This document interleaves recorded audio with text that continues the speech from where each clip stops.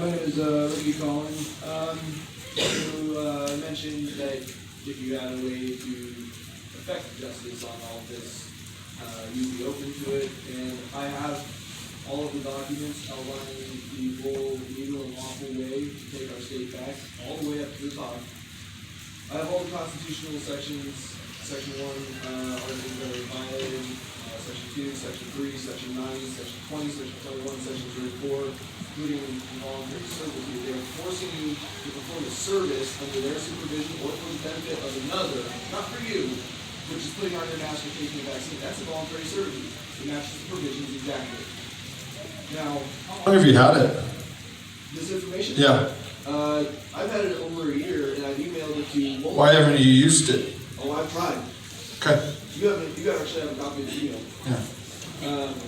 So 431.180, ORS 431.180, restricts the Oregon Health Authority and all other public health laws from interfering in any manner with an individual's right to select a physician, physician's assistant, nurse practitioner's assistant, naturopathic physician, naturopathic physician's assistant, choice mode of treatment, or treatment by purely spiritual means.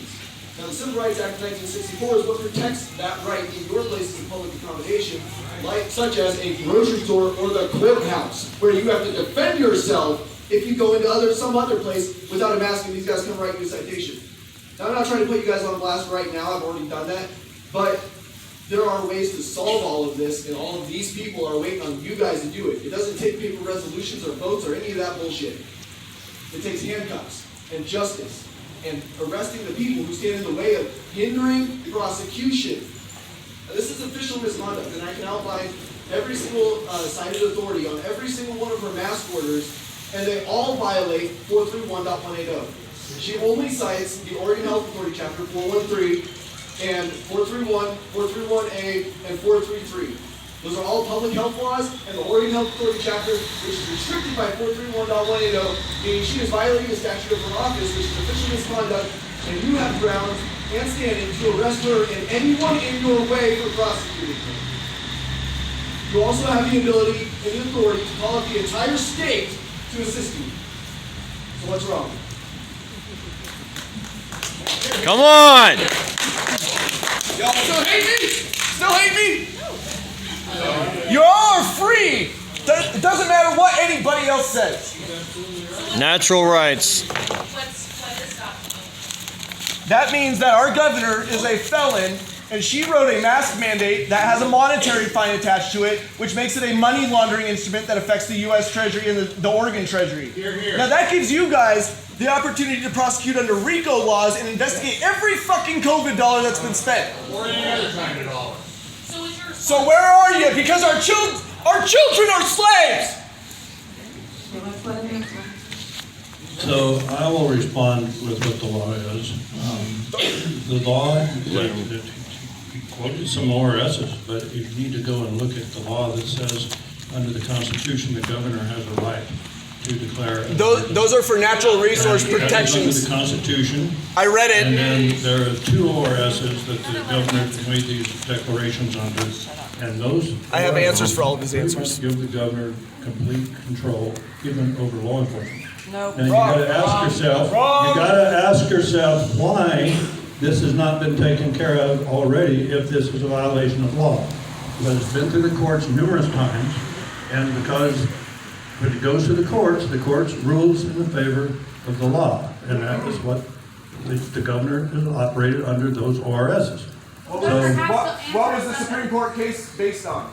It was based on the time extension, not the constitutionality. I'm sorry, I can't understand. The Supreme Court case you're talking about was based on the time extension, not the constitutionality of the Well, first of all, you're going to understand, I am the sheriff of the county. I do not work for the Supreme Court is a federal case. Now, they come out with laws that we follow, but we don't enforce federal law. And no, you enforce state law. We do. Such as Chapter 659. And that's exactly what we're doing. Whether you agree with that or not, that's your opinion, but we are enforcing the law the way the law is written. I did not put the laws on the books. The laws are put on the books by the people who voted the legislators into office. They put those laws on the books. Some of these laws were on the books when I was in high school. I did not do it. My office, the sheriff's office, is a nonpartisan office. We're not political. The only part of the sheriff's office is political is I have to be elected, okay? But I am not on the Democratic side or the Republican side.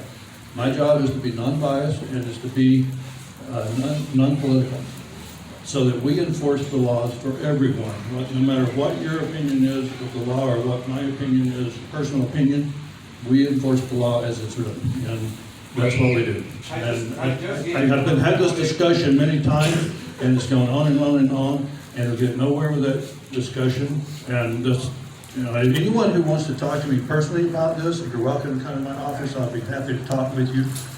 Okay, that's what I just have a follow-up question. So have you given that to a lawyer to fight, like to file lawsuits? Because it sounds like anybody can file. Yeah, some lawyers actually cannot touch this because they also have duties of an attorney, which is 9.460, which says they shall support and defend all laws of the state and the Constitution and federal Constitution.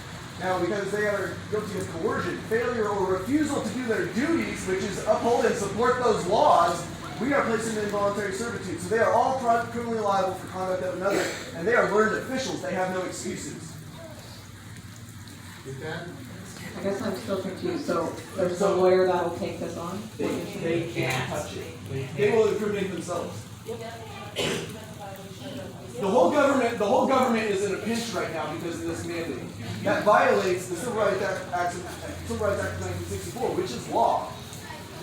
And because it violates that, and because 18 U.S.C. 3, which is aiding and abetting, and 18 U.S.C. 4, which says, whosoever knowing of a felony must report or take action to stop it,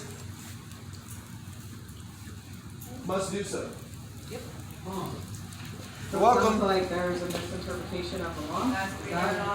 It's written in Oregon, it's written in clear and simple wording. If you misinterpret the law as a learned official or an elected official, you're only claiming your own incompetence because a high schooler could read it.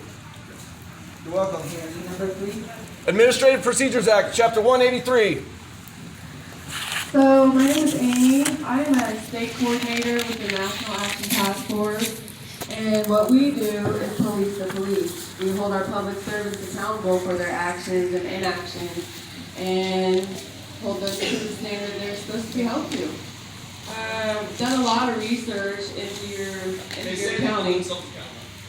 And in fact, we came here last week to do an audit on your courthouse. We've seen the letter you put out, and we've seen that all your guys want to quit rather than upholding the law and defending your county. So, and you guys admit, this guy over here, we had a good conversation with him last week, and he knows that these are unlawful mandates, but he's going to enforce them anyway. In fact, he would arrest me, an innocent person, for going into the courthouse without a mask on under trespassing. But he's not going to arrest a judge who's trespassing against my rights. I have some lawful definitions in here for coercion, general duties of a sheriff, extortion, subjecting another person to involuntary servitude. These things are laws. These are against the law. Mandates aren't laws.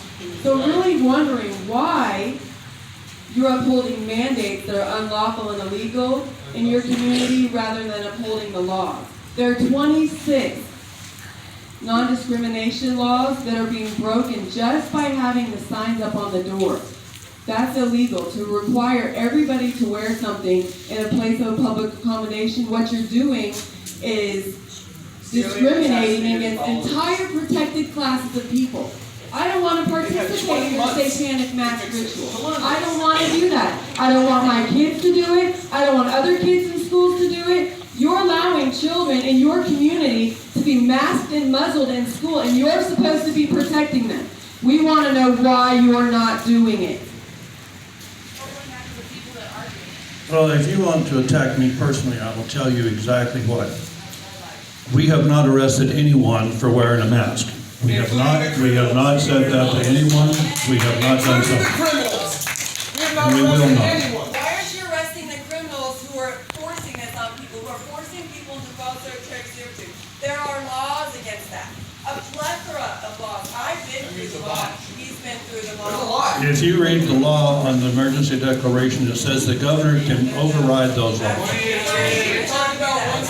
Okay, I'm done. This is not working out. The people here want to hear me. law that forces people into That is section That is 21 against of the law. Article 1 Oregon Constitution. We would like our questions answered. Emergency proclamation of the governor. The governor may not receive any class of sewer. 176.795. We have other people here too that also have questions, Ms. Sherry. Ours didn't get answered. So now we have. You guys don't want to know. Now you're treating citizens unequally. No. Well, you didn't answer. Please answer, Secretary. Then why aren't the questions being answered right now? I want to know. These folks the folks in this county, if you'll be quiet for a minute and let me talk, I can explain something. We should all be fucking obnoxious at this point. You're in slavery, for fuck's sake.